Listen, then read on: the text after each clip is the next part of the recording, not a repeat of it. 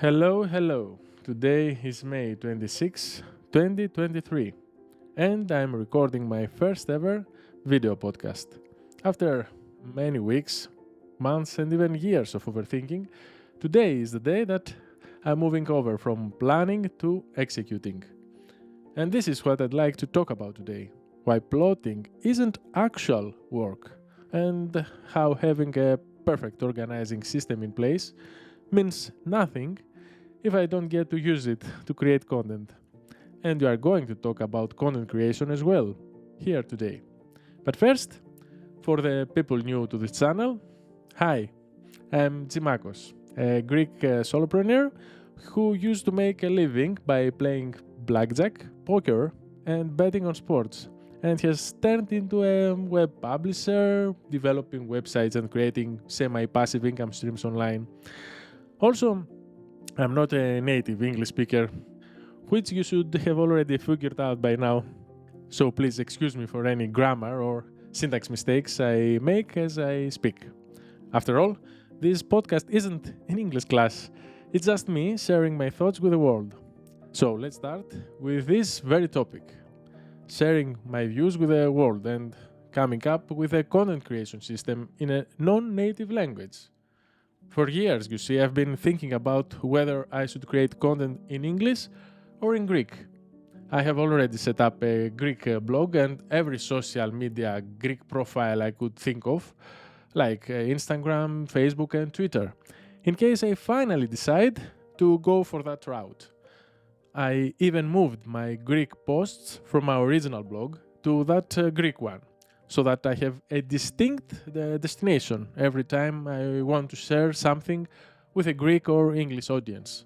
So, you may ask, why have two blogs? Why make the distinction between these two languages?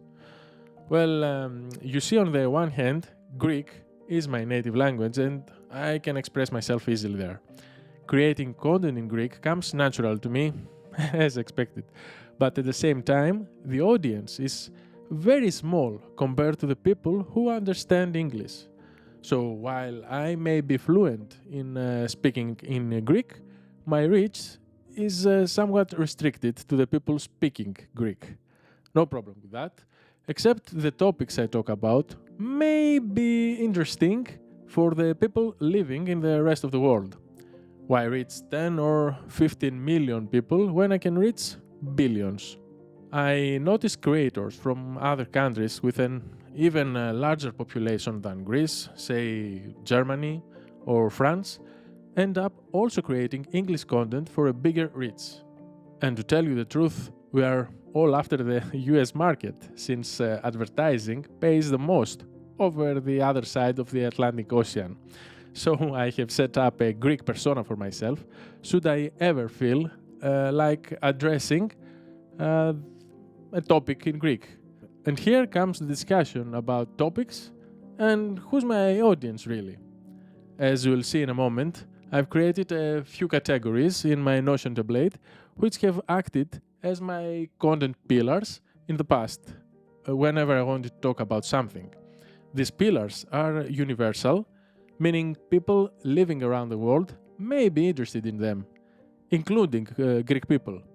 One of my plans has been to create content for these pillars in Greek first, since it would be much easier for me, and then have it translated, or translate the content myself in English, and duplicate the content to my main blog and social media profiles, of course. This will allow me to put my thoughts into the digital paper quicker and have maximum reach. At the same time, though, this plan is the most time-consuming. Another plan is to have entirely different content pillars for my Greek content. These would be topics that are relevant only to the Greek audience, say Greek politics, economy, and sports. But the problem is that I don't care for any of those. I don't want to turn my blog into a political arena, although that would attract the most attention, admittedly. I don't have much to talk about the Greek economy either, other than the usual stuff that everyone else is talking about. And sports, well, I have never set foot in a stadium, And I was never interested in spending my time watching other people chasing their dreams in courts, let alone have a favorite team and get into fights with other fans. So, if I don't like to talk about these things that are more relevant to my Greek audience, why create my Greek persona in the first place? Well, I still haven't figured this out. It may be down to the fact that I enjoyed big success when I ran a Greek site about online gambling. Having spent a decade making money by playing cards or betting on charts, I believed I had something new and valuable to share with my Greek friends, who really stood hopeless against gambling operators. I had already been blogging in English, sharing my gambling activities, and Greek people kept emailing, asking me a ton of things about gambling.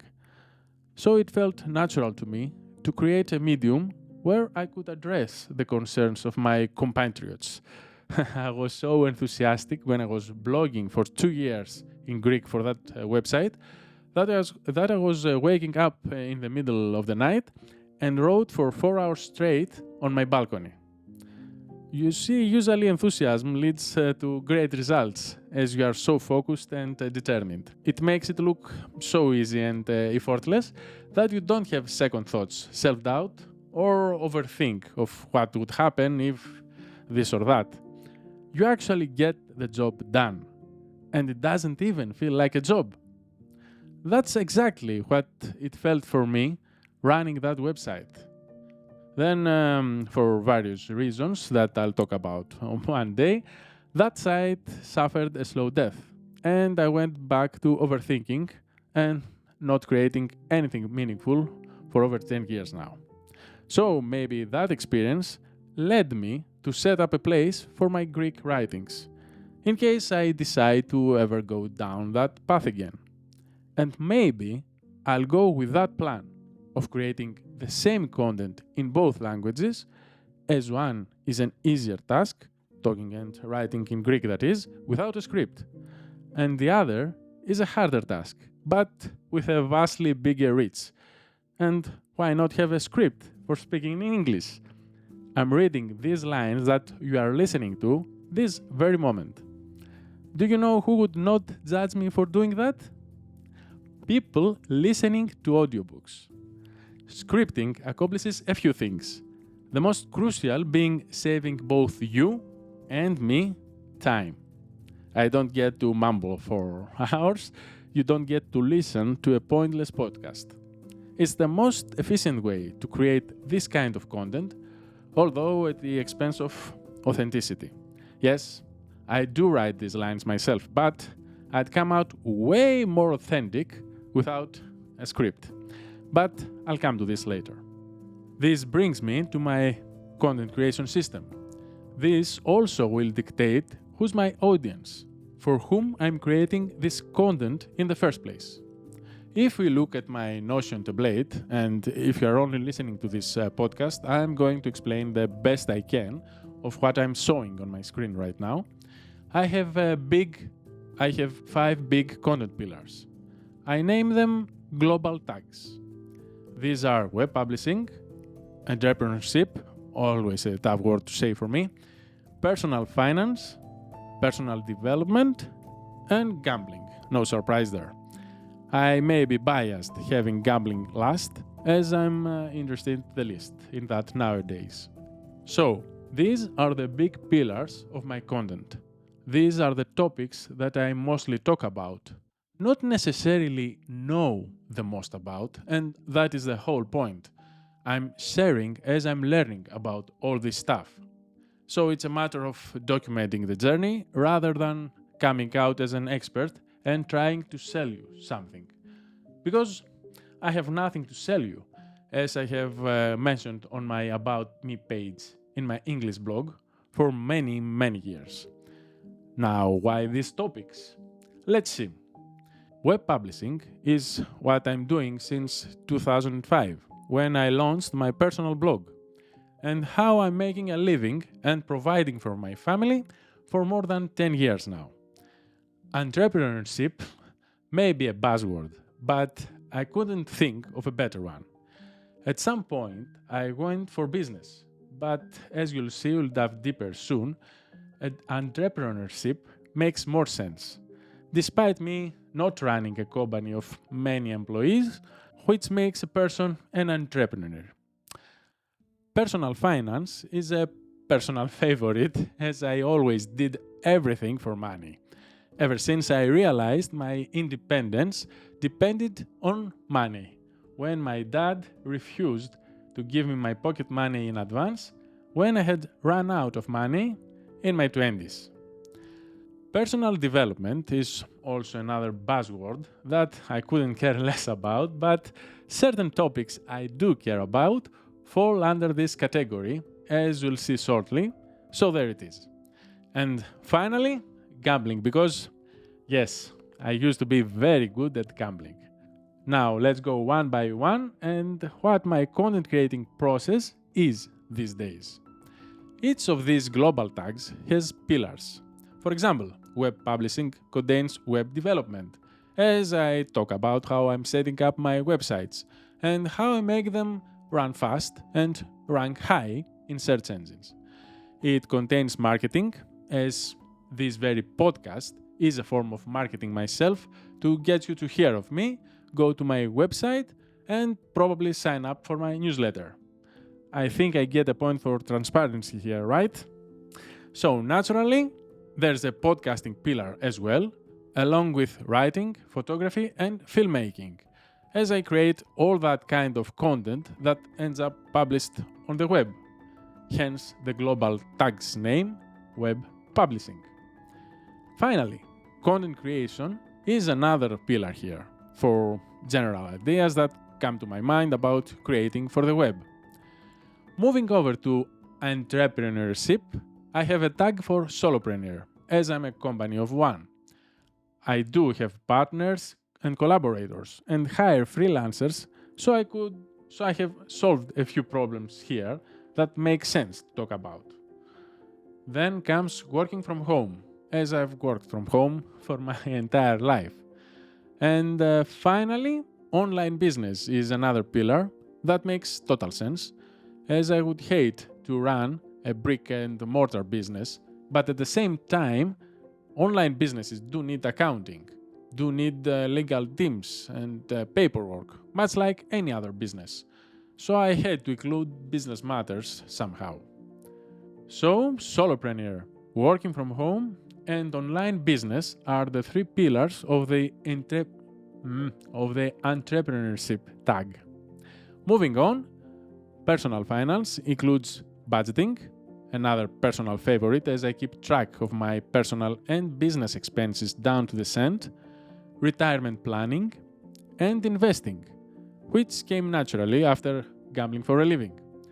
I also include savings and money management here as pillars of personal finance, but I don't really know if I ever use these, to tell you the truth.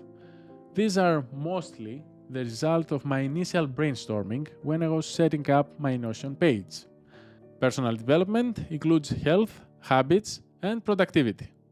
Not a fan of any of those, but as I get older and improve my life, I've learned a few tricks that I wish I'd known earlier, and I have to tell the world about. So, this tag and pillars wouldn't be here if I hadn't had some health issues and life experiences. Finally, gambling includes my previous work, such as casino, poker, and betting, should I ever feel like going down memory lane. I also include a general tag for journaling for random happenings in my life, and I've also got a tag on artificial intelligence, another trendy word that makes headlines lately. Now, how do I use these tags, the pillars, and the Notion template I've created myself? The biggest problem I faced when creating content was having a clear structure for sharing my thoughts. In the past, I shared things all over the place, without a coherent system in place. I had no pillars, and although I had a few interests, my sharing process was a mess. I bet that confused my audience. Hence, I don't have myriad followers after almost 20 years of being online. or it just may be that I didn't produce that much content in the first place. This system promises to make me just that, more productive. And even if what I share doesn't resonate with you or with the audience I want to talk to, at least I would have created something and let my ideas live forever online. That brings me to the first task at hand whenever a thought crosses my mind: saving and sharing that thought on Twitter. So, let me explain the whole process. First, I take a quick note in my Notes app.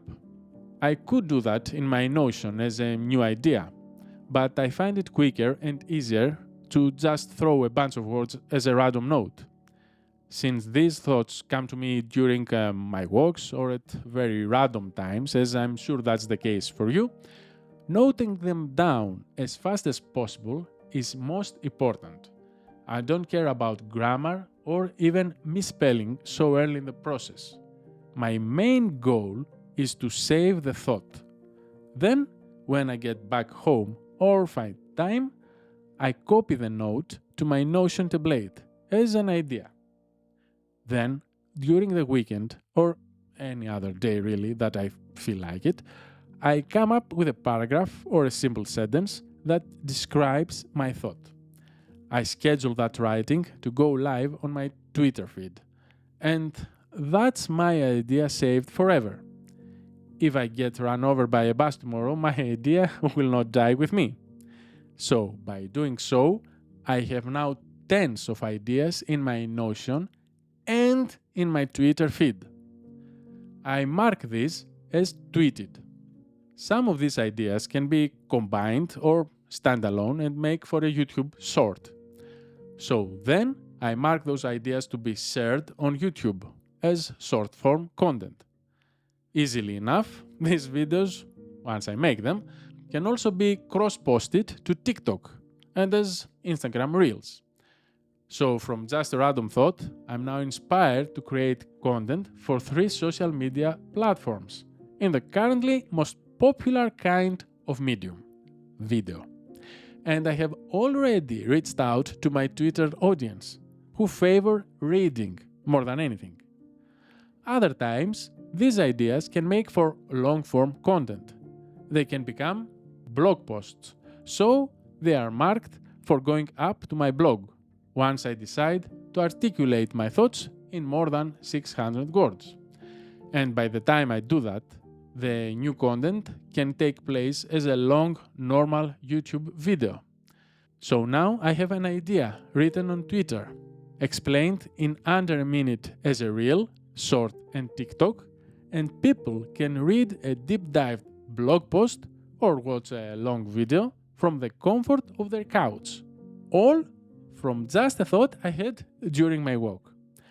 And I'm not done yet. You are watching or listening to a podcast.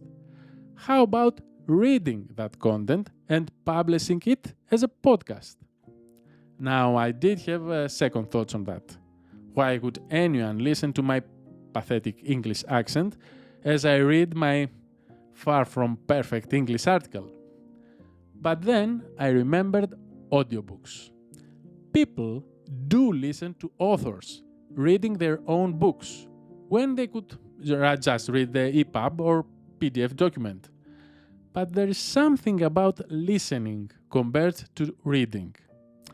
I recently heard on a podcast that human beings are used to listening to each other for tens of thousands of years, ever since they appeared on Earth, or we appeared on Earth. But they have learned to read for just the last few thousand years. So while we have evolved to read on paper, and most recently on screens, we are far more familiar with listening. How does that sound? So I figured, well, let me read what I wrote. And here I am, reading you this script in this very podcast. Will this succeed? I don't know, you tell me. If you come this far into the episode, I consider it a success. But I'm done with organizing my thoughts of plotting and not executing. And this is executing. This is finally producing something out of my 271 ideas I've jotted down in my Notion. Now, let's go back to building an audience.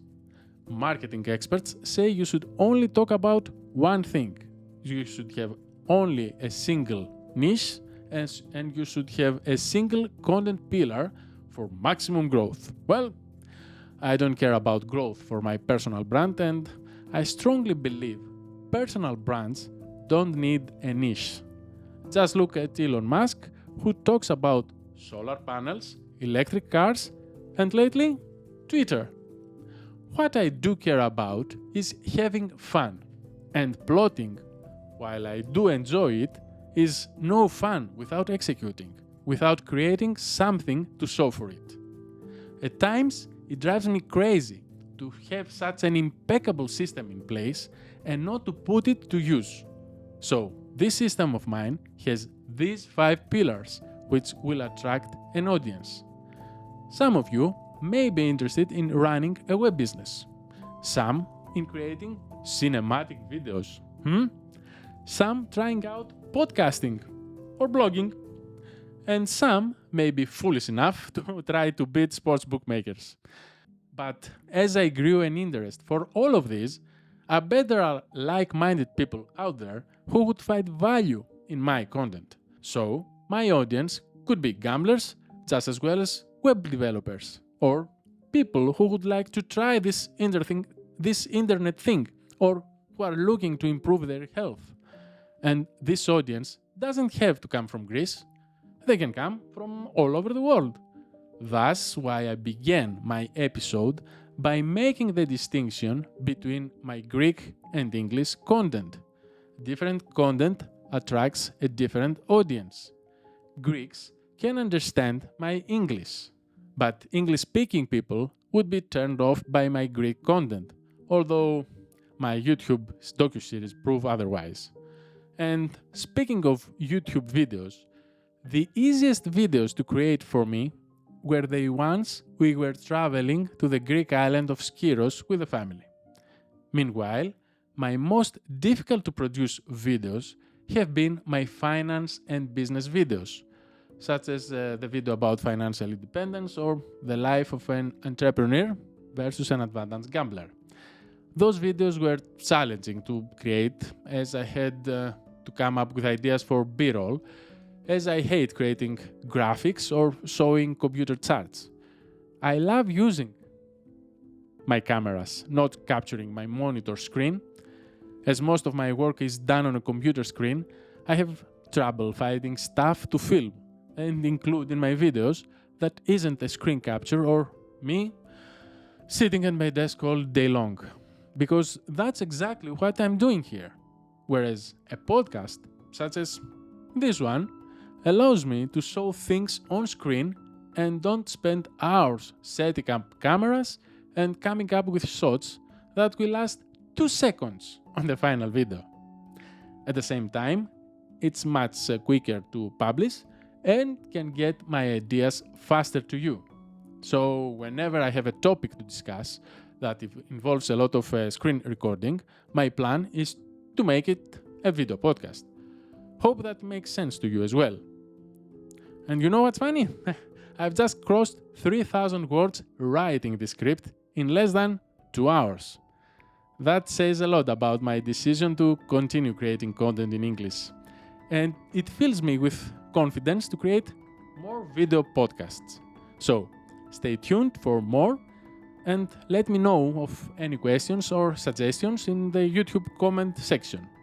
This podcast will also go live on Apple Podcasts and Spotify for anyone listening during their walks or commute. And I hate it when podcasters tell me to send them feedback on the episode via email. Who sends emails these days? So, would love to hear from you in the comments below. Γεια χαρά!